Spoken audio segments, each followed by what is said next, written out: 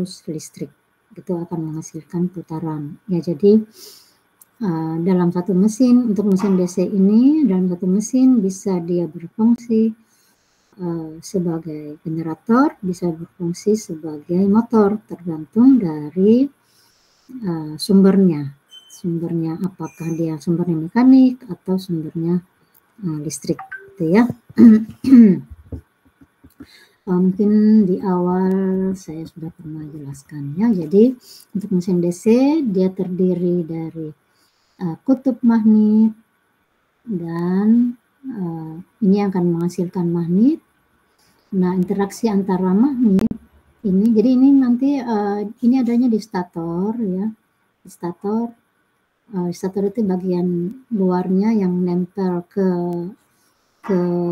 casing ya, itu namanya stator. Bagian yang diam namanya stator, bagian yang berputar namanya rotor ya. Tidak harus rotor di tengah, bisa sekarang mesin-mesin listrik ada yang bagian berputarnya adanya di bagian yang di casingnya ya sekarang. Jadi yang bagian berputar adalah rotor, bagian yang diam adalah stator ya. Nah, tapi umumnya mesin itu bagian diamnya, bagian kutubnya adanya di nempel ke casingnya ya. Jadi ini ada kutub magnet.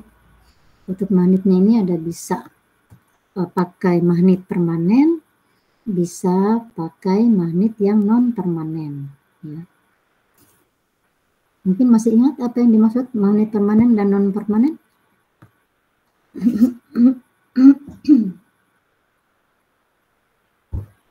Ada yang ingat?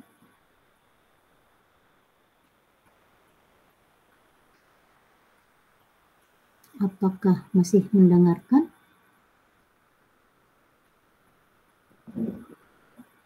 Ataukah pada masih, Bu? Masih, oke. Saya pikir HP-nya nyala tapi orangnya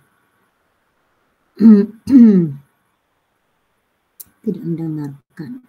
Oke ya, Anda maaf karena saya lagi batuk, jadi mungkin saya agak percepat. Nanti Anda baca lagi detailnya. Nah, saya berikan yang penting-penting saja ya, saya pikir yang perlu Anda pahami ya. Secara detailnya lagi, lebih detailnya lagi, Anda bisa lihat di YouTube bagaimana cara kerja mesin DC. Jadi mesin DC ada ini magnet ya.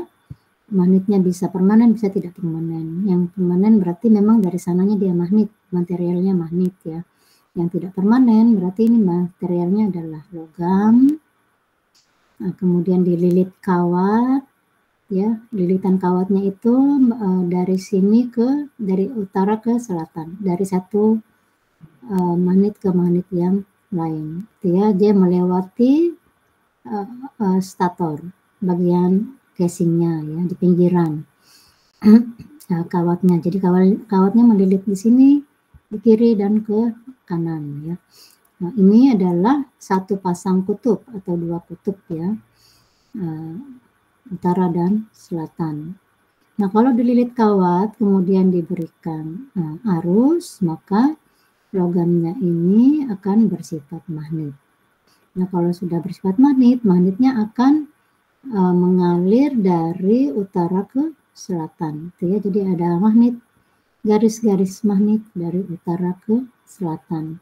Nah, berdasarkan teori hukum Fleming tentang motor listrik itu, Anda bisa gunakan tangan kiri Anda ya, tangan kiri dengan jempol.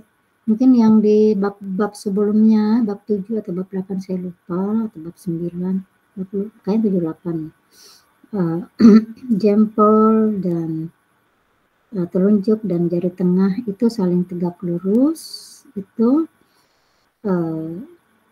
telunjuknya adalah arah magnet, kemudian jari tengahnya itu adalah arah arus, dan jari jempol itu adalah putaran. Karena kita bercerita tentang motor ini ya, motor listrik. Jadi yang dihasilkan adalah putaran, ada arus listrik dari A ke B, gitu ya. Jadi Anda coba dengan tangan kiri yang saling, mungkin kalau kameranya kelihatan, Anda bisa lihat tangan saya ini saling tegak lurus ya. Jadi ini yang telunjuk adalah arah medan. Arah medan ingat dari utara ke selatan.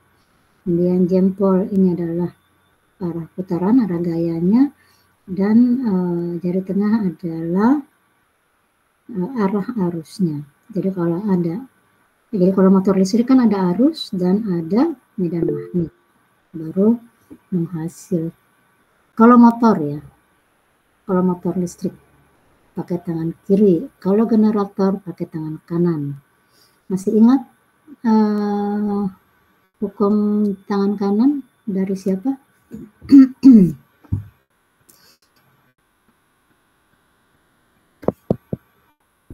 Oke, nanti kita lihat lagi. Jadi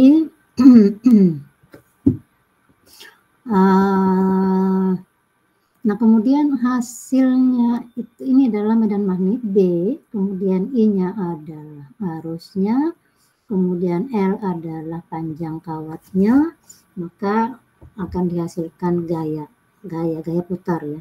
Jadi gayanya berputar. Jadi Anda coba mengarahkan telunjuknya ke belakang sesuai dengan arah ini ya, arah C ke D. Jadi arusnya mengalir dari C ke D, kemudian ke sini, kemudian dari E ke F ya. Jadi Anda bisa mengarahkan. Kemudian di sini adalah ini kita lihat ya, dia sebagai motor atau sebagai generator di sini. Nanti Anda coba perhatikan di penjelasannya ya. Saya belum baca lebih detail tentang materi ini ya. Saya cuma lihat garis besarnya saja dengan gambarnya. Apakah ini motor ataukah generator. Jadi kalau Anda pakai tangan kiri dengan motor, hukum Fleming ya. Kalau dengan tangan kanan, Anda cari hukum untuk generator ya. Jadi generator hasilnya adalah listrik, kalau motor hasilnya adalah putaran ya. Ini hanya mencontohkan satu kawat saja, tapi sebenarnya di stator itu kan ada banyak kawat ya. Jadi hanya menjelaskan satu kawat untuk melihat kemana arah putaran dari motor tersebut. Nanti Anda baca lagi lebih jelas apakah ini motor atau generator. Kemudian untuk mesin DC itu dihubungkan dengan brush itu apa? Sikat arang ya. Jadi dia terbuat dari arang.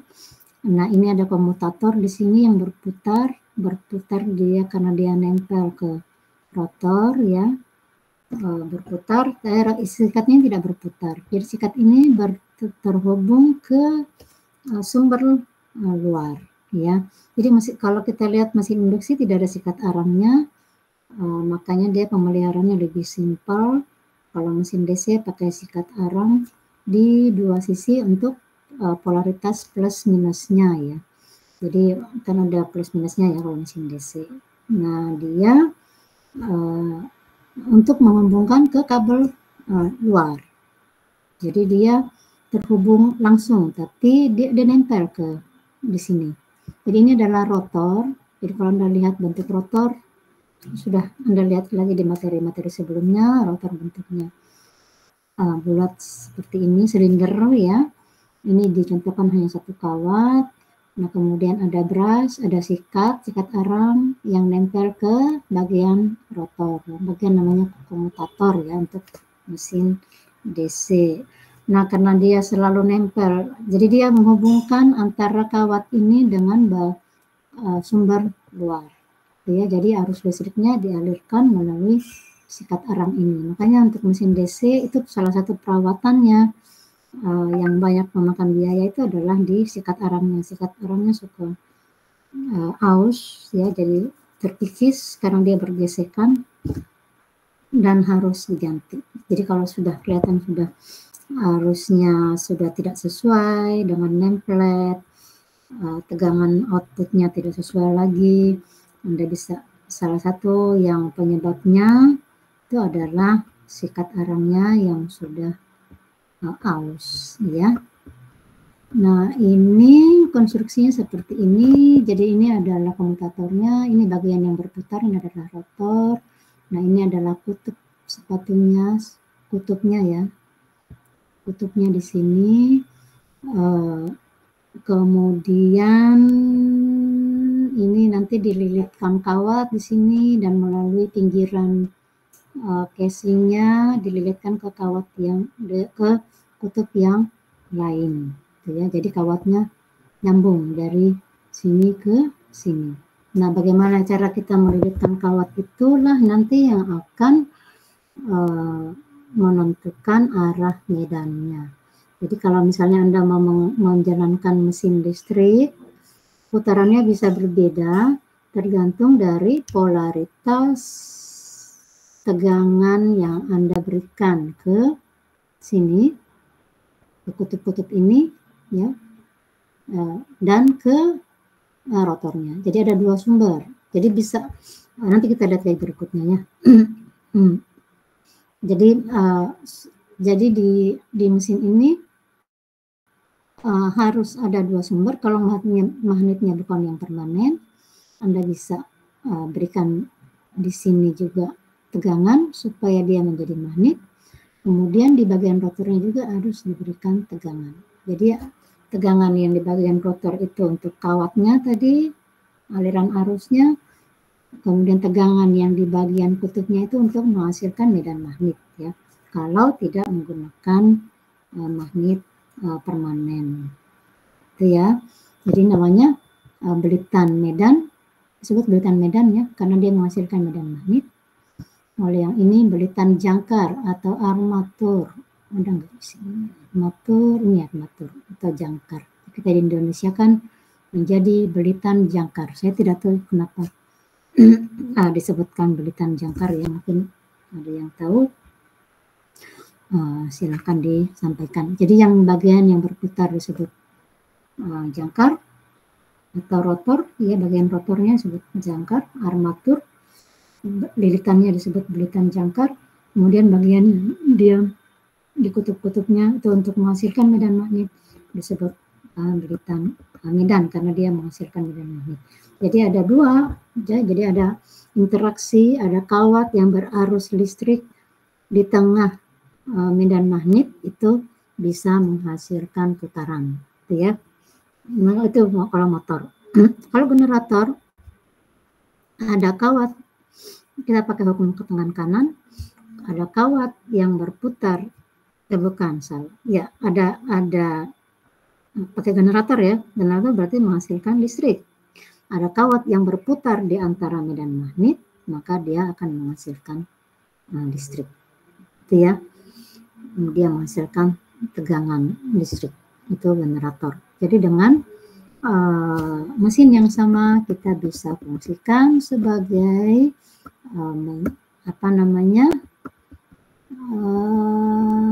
motor atau generator, tergantung dari inputnya.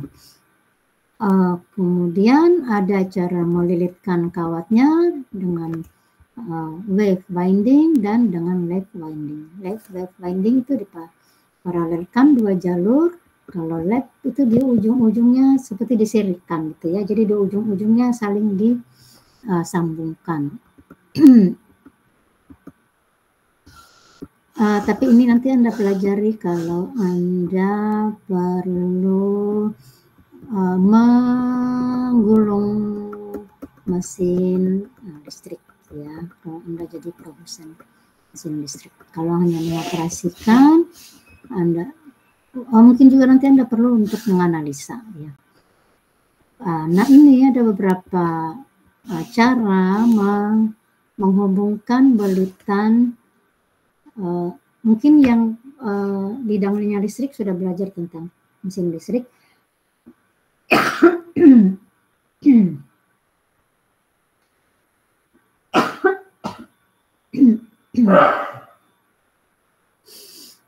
lagi pada batuk. Aduh.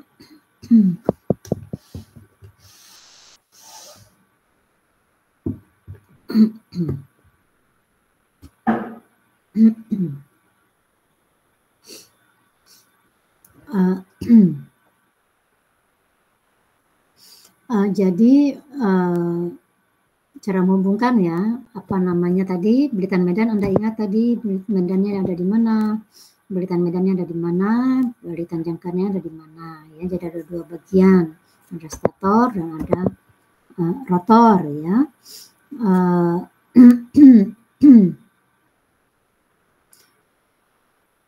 Aduh, maaf.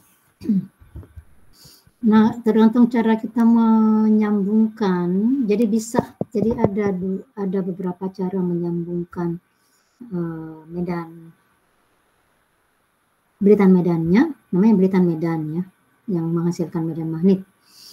Bisa dipisah, biasanya dipisah itu pada pengetesan ataukah Anda membutuhkan dipisah ya, maksudnya dipisah ini jadi sumbernya ini berbeda dengan sumber dari jangkarnya ya. Ini jangkarnya, ini simbol dari armatur atau jangkar, simbol dari Blitan medan ya, Blitan medan yang ada di kutub ya. Nah, ini yang ada di rotor gitu ya. Nah, ini sikatnya, simbol sikat. Jadi kalau ada simbol seperti ini adalah simbol dari mesin DC. Nah, kalau medannya itu kita pasangnya paralel begini, berarti hanya satu sumber ya. Bisa juga dipasang dengan cara seri, bisa juga dipasang dengan cara seri paralel, namanya kompon ya, kompon ada di sini, yang ini kompon ya. Jadi gabungan antara, jadi ada dua Blitan medannya, Blitan shunt dan Blitan seri. Blitan shunt itu adalah Blitan paralel, dan Blitan seri ya seri ya. Jadi kalau di mesin listrik istilahnya namanya Blitan shunt, itu paralel ya, yang kita kenal paralel.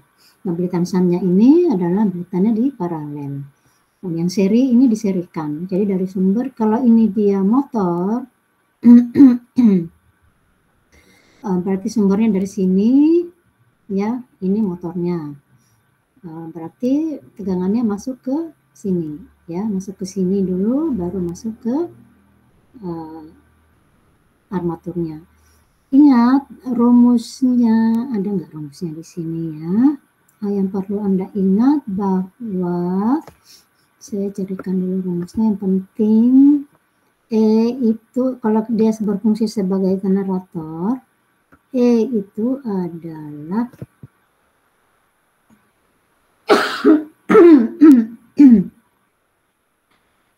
E ini adalah tegangan yang dihasilkan ya.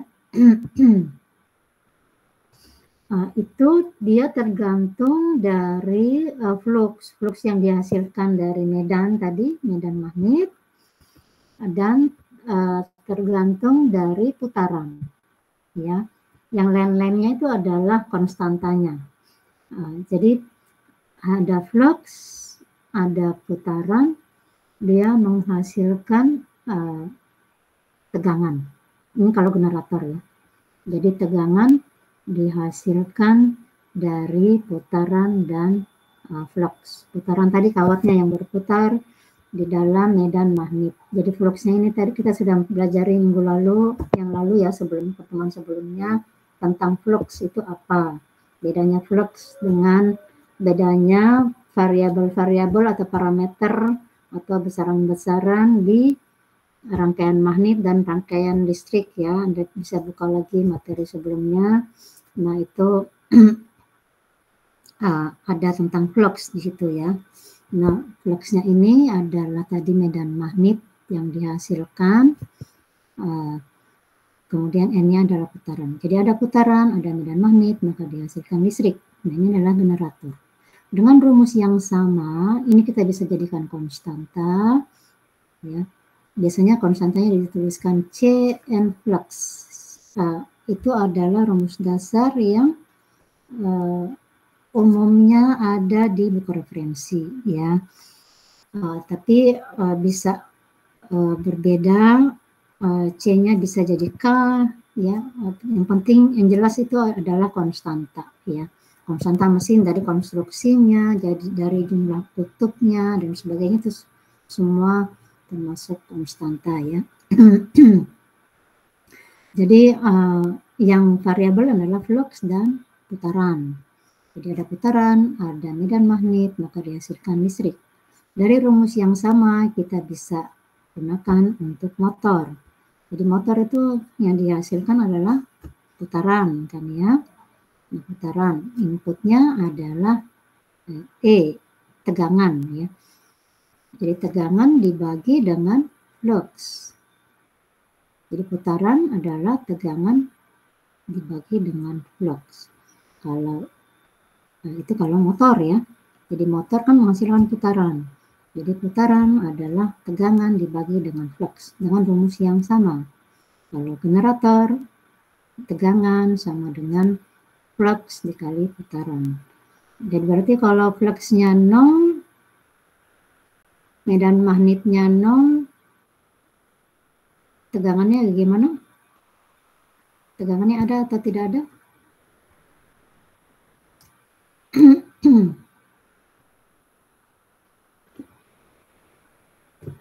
Kalau fluxnya 0 atau putarannya 0, apakah ada tegangan yang dihasilkan? Nggak ada, Bu. Tidak ada. Alhamdulillah, Jatmiko masih mendengarkan. Jadi kalau salah satu hilang, maka tidak ada tegangan yang dihasilkan. Ya, jadi harus dipastikan bahwa ada dua variabel yang tersedia di situ baru bisa menghasilkan listrik. Kemudian aduh maaf ya, saya ini menggerakannya nggak enak.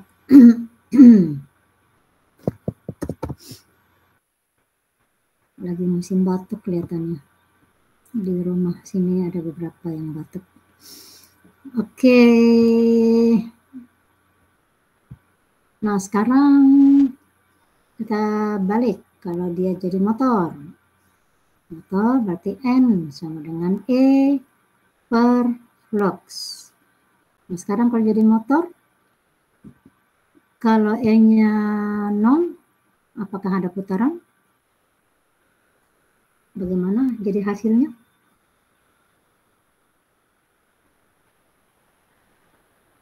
Kalau E-nya tidak ada, N-nya bagaimana? Tidak ada juga, Bu. Tidak ada juga, 0.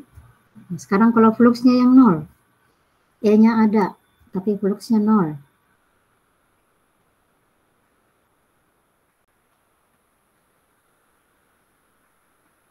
Gimana putarannya?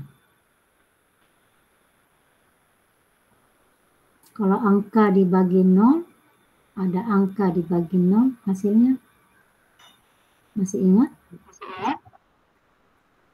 Hasilnya apa?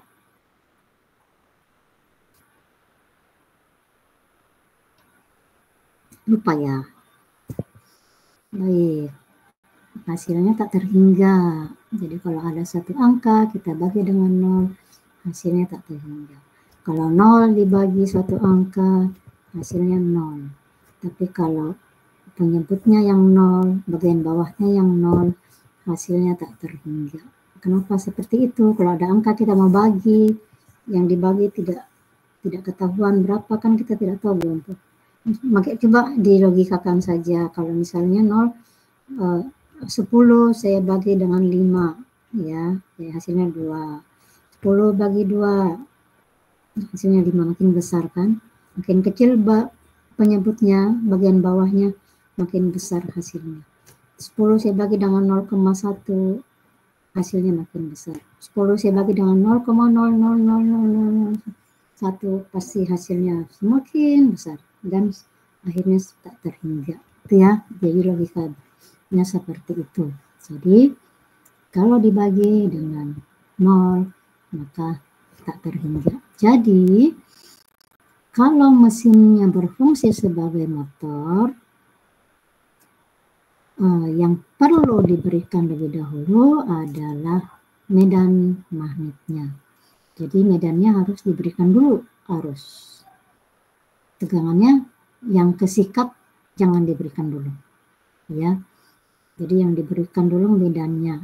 Karena medannya harus ada. Kalau listrik tegangannya duluan, tegangan disikatnya duluan, di sini duluan, nah ini bisa tak terhingga putarannya.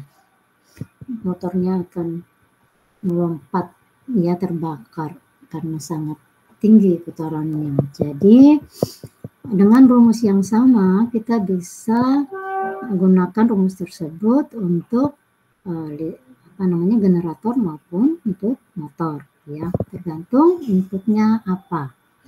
Jadi flux dan N. Kalau motor yang dihasilkan adalah N, kalau generator yang dihasilkan adalah E atau listrik, ya. Jadi kalau dia berfungsi sebagai generator itu lebih aman. Ada yang hilang, dia tetap tegangannya akan 0. Tapi kalau berfungsi sebagai motor, medan magnet tidak boleh hilang. Jadi medannya dulu yang diberikan, baru listriknya, gitu ya. Nah, jadi kalau menjalankan sebagai motor itu harus hati-hati, ya. Seperti ini, kalau kita ini jalankan sebagai motor, ini kalau ini sebagai motor berarti kita berikan listrik di sini, ya. Kalau kita jalankan sebagai generator berarti ini adalah sumber listriknya. Harusnya akan mengalir ke sana. Di sini adalah beban. Kalau ini generator. Kalau ini motor, berarti di sini adalah listriknya, sumber listriknya. Harusnya mengalir ke sana dan ke sini. Ya. Jadi kalau kita pasang ini digunakan sebagai motor listrik, ini harusnya jangan dipasang dulu secara paralel, harus pakai saklar di sini. Ya, jadi yang arusnya akan masuk ke sini dulu, sudah ada medan magnetnya, baru ini saklarnya ditutup. Karena kalau kita bersamaan masuknya begini, bisa jadi ini belum masuk ke sini, ini sudah masuk ke sana arusnya, sehingga medan magnetnya belum sempat terbentuk, ini sudah masuk arus, sehingga putarannya akan sangat tinggi. Gitu ya. Begitu juga dengan ini. Jadi harus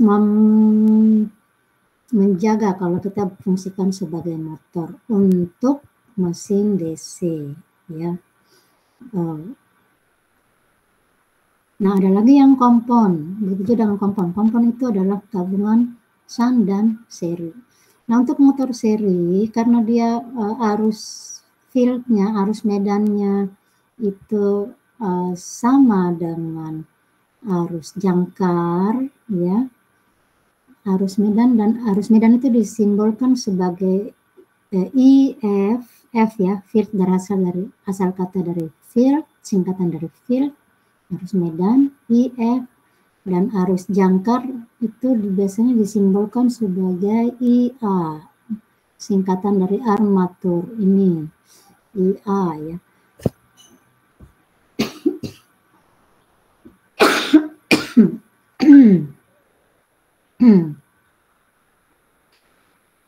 Nah ini karena dia arusnya sama, ini bisa jadi juga masuk ke sini duluan. Jadi ini kita biasanya kalau dia berfungsi sebagai motor, kita biasanya bebani dulu untuk mesin seri, motor seri. Motor seri itu kita bebani supaya ini lebih lambat putarannya, supaya ini masuk duluan arusnya, baru ini masuk ke sini. Walaupun dia bersamaan seri, tapi ini dia putarnya lebih lambat karena kita bebani dulu. Jadi untuk motor seri dioperasikannya harus dalam keadaan berbeban, gitu ya. Nah, kalau yang shunt tadi sudah saya jelaskan bagaimana cara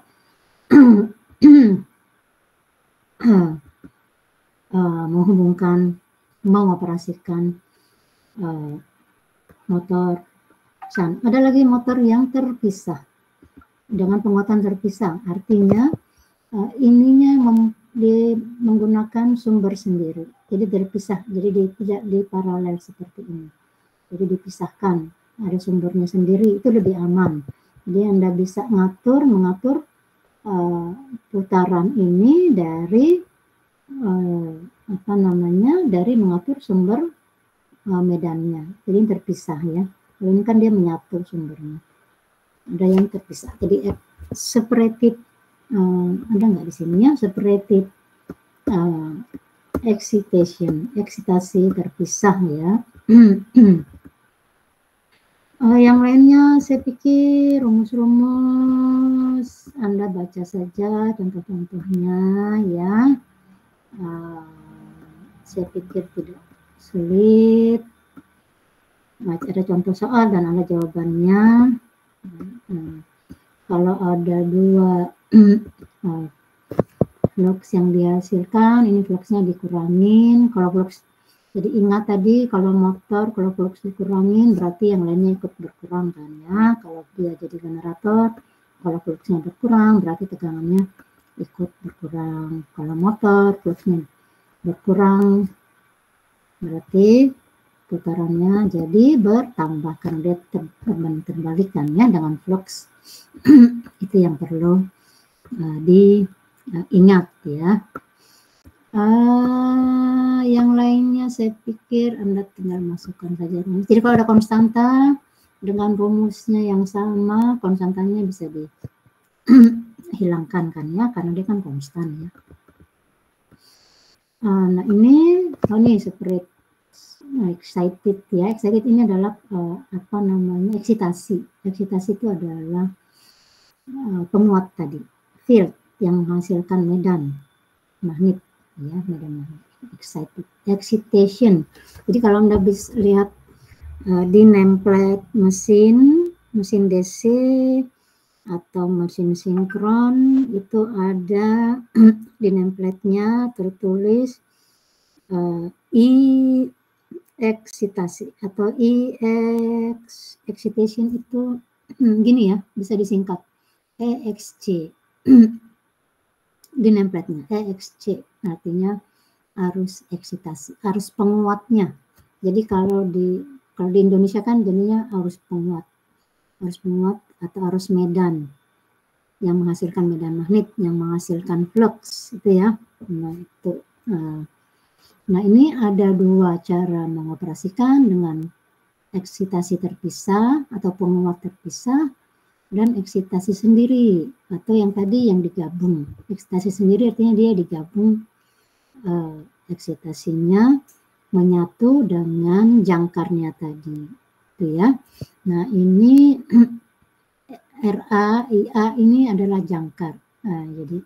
Jadi dari asal kata armatur ya. Nah ini yang terpisah ya. Jadi ini terpisah, dia perlu supply dari luar ya. Ini lebih bebas, kita bisa mengatur putarannya lebih bebas. Jadi yang kalau dia jadi motor ini harus ada duluan. Kalau jadi generator itu terserah yang mana yang mau duluan. Karena Anda ingat tadi rumusnya, kalau generator dia sejajar ya. Kalau motor N-nya itu berbanding terbalik dengan medannya, dengan fluxnya. Jadi itu kalau berfungsi sebagai motor listrik itu harus hati-hati ya. Nah ini Anda lihat kalau dia berfungsi sebagai generator berarti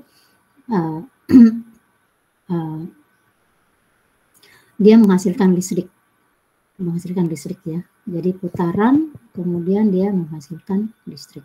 Jadi ini menghasilkan listrik berarti arus jangkarnya keluar, arahnya ke luar ya.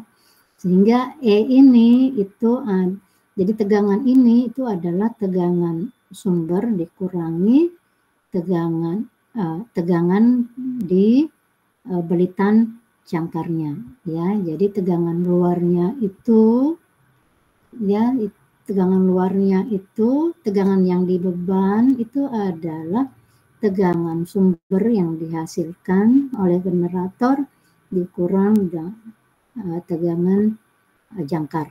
Ya, tegangan jangkar itu adalah IARA. Kalau dia berfungsi sebagai generator. Jadi kalau berfungsi sebagai generator arahnya ke luar, ke sana ya. Ini adalah tegangan generator.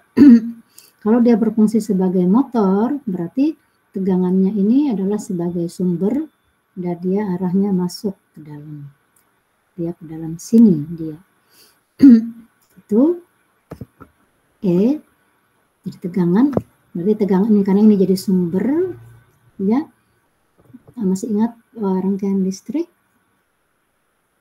Tegangan ini sama dengan tegangan ini yang diparalelkan kan ya. Berarti kalau dia jadi motor, berarti tegangan di sini ditambah tegangan di sini sama dengan tegangan sumber. Ya. Kalau dia jadi generator, karena ini yang menghasilkan, ya, ini yang menghasilkan listrik, ini jadi beban. Berarti beban ini ditambah dengan ini sama dengan tegangan sumber. Jadi ingat saya secara logikanya ya. Kalau listriknya yang mana? Kalau generator arahnya keluar, berarti ini beban. Kalau motor arahnya ke dalam, berarti ini jadi sumber. Itu ya. Jadi ada yang jadi beban, ada yang jadi sumber.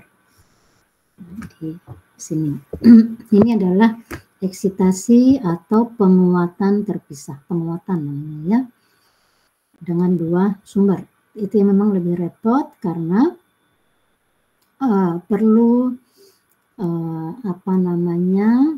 dua sumber listrik. Kalau yang terpisah. Kalau dia jadi generator, kita perlu sumber lain. Nah, biasanya di motor sinkron juga, generator sinkron kalau yang di PLN itu, nanti Anda belajar di semester berikut tentang generator sinkron, karena itu yang dipakai di pembangkit listrik. Nah, itu ada juga medan magnetnya. Nah, kemudian dia perlu digunakan untuk mengatur mengatur tegangan keluaran dari generator ya. Jadi biasanya di awal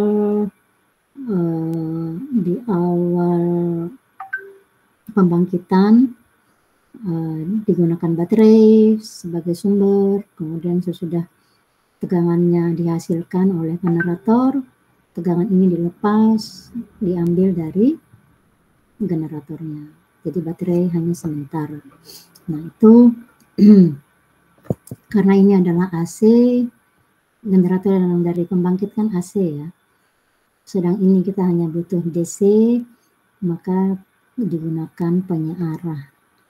Nah penyearah nanti Anda belajar di elektronika daya ya. Nah ini tadi Anda mungkin secara logika saja secara logika Anda bisa mengingat bahwa karena ini sumber, pastinya sumber lebih besar dibanding dengan tegangan yang diberikan oleh sumber tersebut. Ya, untuk rumus-rumusnya saya pikir ini mudah. Nanti kita latihan-latihan saja. Anda tinggal masukkan ke dalam rumus-rumusnya ya. Kalau ada perubahan putaran, kalau dia jadi motor atau jadi generator, ada perubahan putaran, apa yang terjadi pada generator, misalnya gitu ya. Ada perubahan flux, bagaimana, apa yang terjadi pada generator, apa yang terjadi pada motor. Itu harus Anda ingat kembali tadi rumusnya. Ya, jadi dihubungkan dengan rumus awal tadi yang sudah saya jelaskan. Oke ya. Nah kemudian karakternya itu kalau arus medannya kita tambah, maka tegangan keluarannya kalau jadi generator ya, tegangan keluarannya akan bertambah, tapi suatu saat dia akan jenuh. Jadi gambar grafiknya sebenarnya dia seperti ini.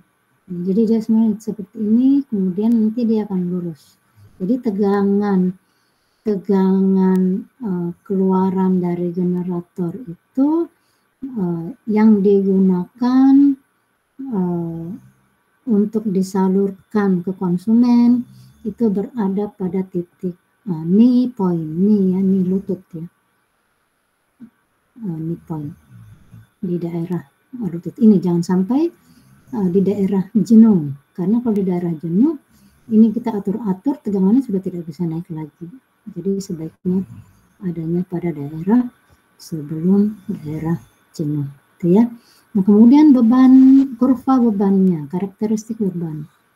Karakteristik beban itu kalau dibebani pastinya tegangannya akan semakin turun. Tadi berdasarkan rumus yang tadi kan ya. Jadi semakin dibebani semakin turun bebannya. Nah, ini untuk shunt ya, motornya ini tadi yang saya sebutkan arus medan karena dia field. Ini arus jangkar karena dia asalnya dari armatur ya, berdasarkan hukum Kirchhoff. Ya, berdasarkan hukum Kirchhoff, kalau dia generator maka arus medan ditambah dengan arus beban itu sama dengan arus jangkar. Kalau dia generator ya, jadi ingat generator dia menghasilkan listrik, berarti bebannya di sini, ya sumbernya di sini. Kalau motor di sini sumbernya, ini jadi beban. Berarti arah arusnya nanti ke dalam. Ya, mudah-mudahan bisa dipahami ya. Rumus yang lain saya pikir tidak perlu saya jelaskan ya. Ini penggunaan rumusnya Anda lihat saja dia generator ataukah motor, tapi di gambarnya sudah jelas. Ini kalau generator berarti dia ke sana, kalau motor dia ke kanan gitu ya. Kalau mesinnya ada di sebelah kanan gitu. Kemudian sampai sini bisa dipahami?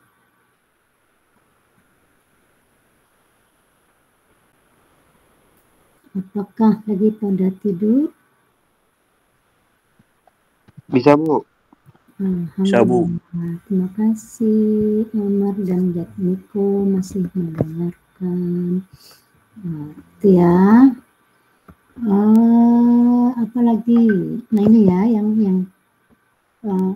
ini namanya kurva beban nol ya. Jadi kalau ditambahkan arusnya, tegangan ikut bertambah, generator ya, tegangan ikut bertambah, tapi suatu saat dia akan jenuh. Jadi walaupun arus medannya kita tambah terus, dia akan jenuh, jadi tidak akan bertambah lagi karena ada sifat jenuh dari inti besinya si kutub tadi, itu ya. Nah ini tadi sama, kalau makin besar bebannya, grafiknya makin turun, tegangannya makin berkurang. Kemudian apalagi yang compound tadi, nah ini tadi yang compound. Biasanya singkat compound, kayak di Indonesia kan compound, KOMPON. Compound itu campuran dari seri dan shunt. Jadi shunt disebut shunt ya kalau medan magnet. Belitan medannya yang paralel disebut belitan shunt. Gitu ya. Nanti saya kita latihan soal saja berikutnya, karena ini hanya rangkaian listrik, jadi saya pikir tidak perlu saya jelaskan. Yang Anda masih ingat hukum Kirchhoff kan? Hukum Kirchhoff, arus yang masuk ke satu titik sama dengan arus yang keluar dari titik tersebut. Kemudian itu hukum Kirchhoff tentang arus, kemudian hukum Kirchhoff tentang tegangan, jumlah tegangan sumber sama dengan jumlah tegangan di seluruh beban yang diparalelkan ke sumber tersebut ya. Oke. Nah, untuk compound ini ada over compound, itu kalau belitan serinya terlalu besar dibanding dengan belitan shunt, namanya over compound. Jadi ini terlalu besar, sudah di luar dari tegangan yang seharusnya. Jadi kalau misalnya ini tegangannya 220 volt, nah kalau belitan serinya terlalu besar diberikan, dia akan over. Jadi tegangannya akan terlalu besar. Nah ini adalah tegangan yang standar. Nah ini kalau tegangan lilitannya, tegangannya jauh lebih rendah dari tegangan yang seharusnya. Itu kalau belitan serinya terlalu kecil, ya. Losis sama dengan losis sebelumnya. Anda masih ingat efisiensi itu apa ya? Output dibagi input kan ya. Inputnya pastinya selalu lebih besar dibanding output kan tidak mungkin kita berikan input terus outputnya lebih besar, kecuali kalau pakai penguat sinyal, pakai transistor misalnya, bisa memperbesar sinyal, tapi berarti ada tambahan alat kan. Nah kalau tidak ada tambahan alat berarti output selalu lebih kecil dari input. Efisiensi maksimal 100%.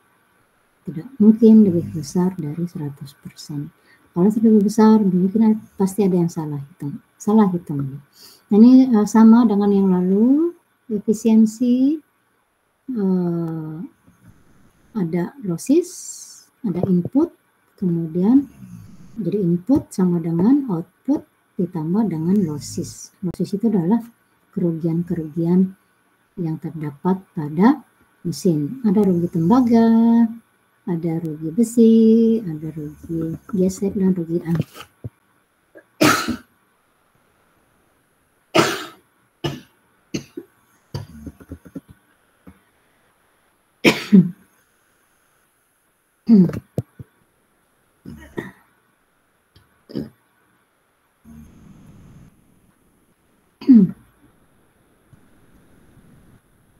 Nah, kerugian juga bisa terjadi akibat hilangnya kontak antara sikat dan komutator. Komutator itu yang nempel ke rotor ya. Jadi kalau kontaknya, kadang kita memutar mesin, kemudian tegangannya tidak ada keluaran, nah bisa jadi karena hilangnya kontak antara sikat dan bagian di rotornya, itu ya, itu harus diperhatikan. Nah ini adalah ini rumusnya mungkin beda sama yang lalu-lalu ya. Ini adalah rugi-rugi. Jadi ini harus jangkar, ini harus medan, tegangan ada di jangkar, tegangan yang di daya maaf. Ini adalah daya keseluruhan ya. Ini adalah daya output dan ini adalah daya input.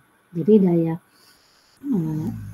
input itu sama dengan daya output adalah daya input dikurang semua rugi-rugi ya, atau dibalik, jadi daya outputnya VI, daya inputnya ditambah dengan semua rugi sampai ke depan, ke bagian sumber. Sama ya, masih ingat dengan efisiensi pada mesin induksi ya, jadi ingat itu. Ini adalah rugi-rugi yang terjadi. Saya pikir yang lain hanya rumus-rumus. Nah ini yang Anda perlu ingat saja, motor dan generator bedanya apa. Kemudian torsi, nah ini torsi yang secara umum itu adalah T kali omega, ini ya, T kali omega ya, atau itu sama dengan daya, jadi daya sama dengan daya ya. Jadi daya itu dia sama dengan omega itu adalah 2 Vm dikali T ya, atau T sama dengan daya, ini kan daya ya, E itu kan tegangan ya, tapi tegangan yang masih di sumbernya. Kalau V tegangan yang sudah di beban ya. Jadi ini adalah daya. Anda ingat tegangan kali arus itu adalah daya. Berarti T sama dengan daya dibagi omega. Omega adalah 2πn. N ini adalah putaran. Ya, ini adalah rumus yang simpel dari torsi.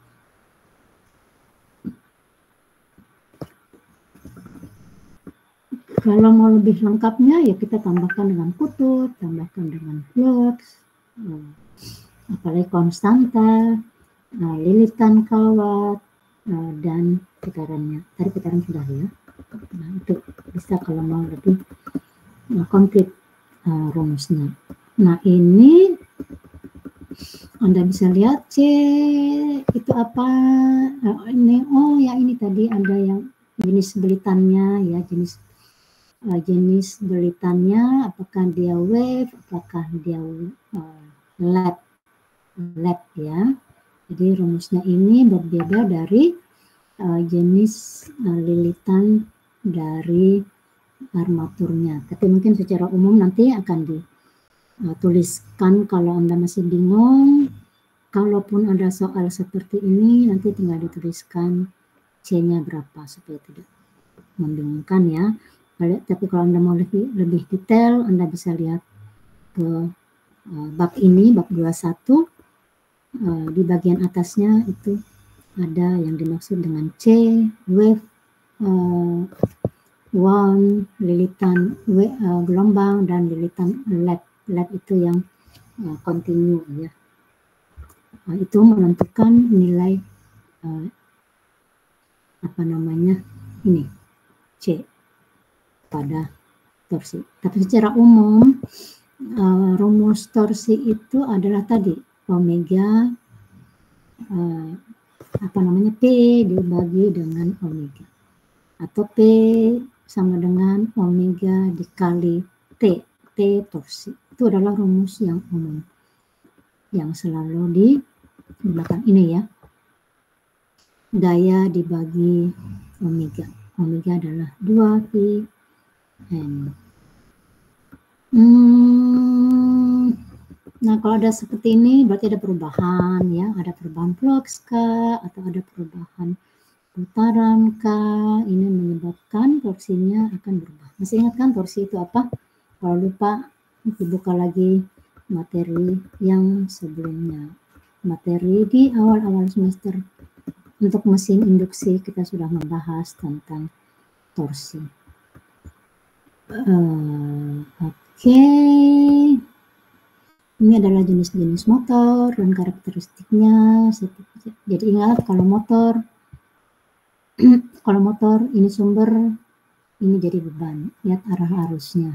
Itu saja bedanya ya.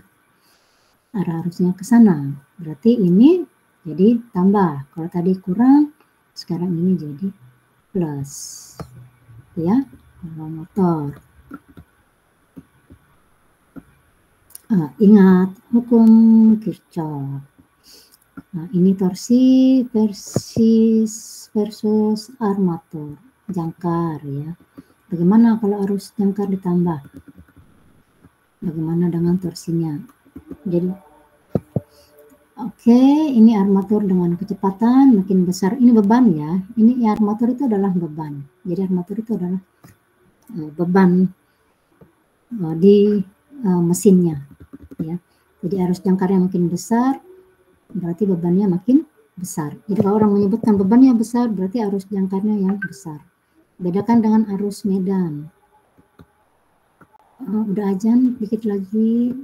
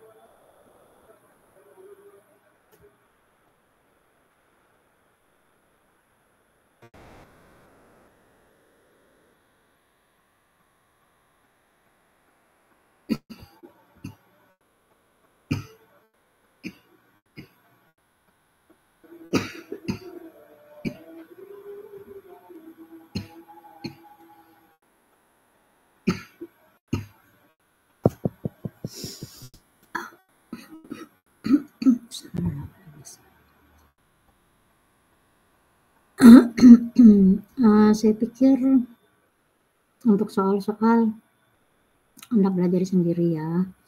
Kalau memang ada yang sulit, nanti Anda bisa tanyakan lagi ya. Kalau teorinya saya pikir saya sudah jelaskan tadi secara garis besar. Jadi Anda yang penting Anda tahu perbedaan motor dan generator, karena itu akan membedakan rumusnya ya. Kemudian rumusnya menggunakan rumus hukum Ohm dan hukum Kirchhoff ya, seperti yang sudah kita jelaskan. Makanya kenapa saya mewanti-wanti memberi pesan kepada Anda, jangan lupa hukum Ohm dan hukum Kirchhoff karena akan dipakai seterusnya selama Anda bekerja dengan listrik ya, belajar dan bekerja dengan listrik. Hukum Ohm dan hukum Kirchhoff selalu digunakan. Oke ya, saya pikir hari ini cukup ya. Semoga bisa dipahami. Tadi sudah saya tanyakan, alhamdulillah sudah ada yang paham. Insya Allah semuanya bisa paham ya.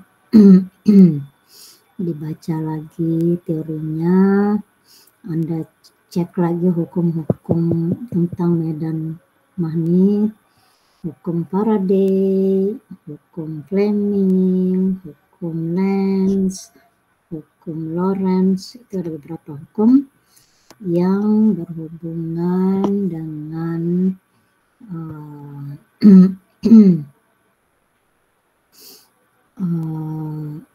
mesin-mesin listrik ya. Terima kasih atas kehadirannya semua. Bayu lagi online, lagi kelihatan wajahnya di kelas ya. Terima kasih atas kehadirannya semua, semoga bisa dipahami. Nanti kita latihan soal ya, mungkin kalau enggak hari ini nanti saya berikan berikutnya, nanti saya cek lagi. Anda pelajari latihan soalnya ya. Saya mungkin print screen dulu, nanti saya absen dulu baru kita tutup pertemuan kita hari ini. Saya absen dulu ya. Ini kamera saya kurang hilang ya.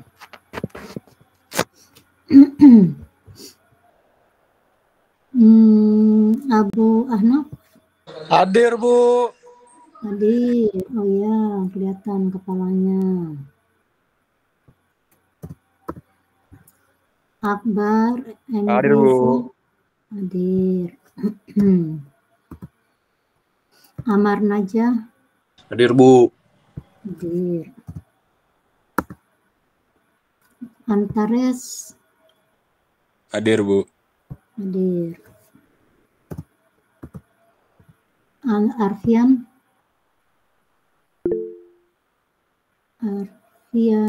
oke, sudah angkat tangan. Ari Retno hadir, Bu. hadir. Bayu yang sudah. Bayu hadir, Bu. Hadir, Bu. Ya, sudah kelihatan wajahnya. Dava yang keluar ya?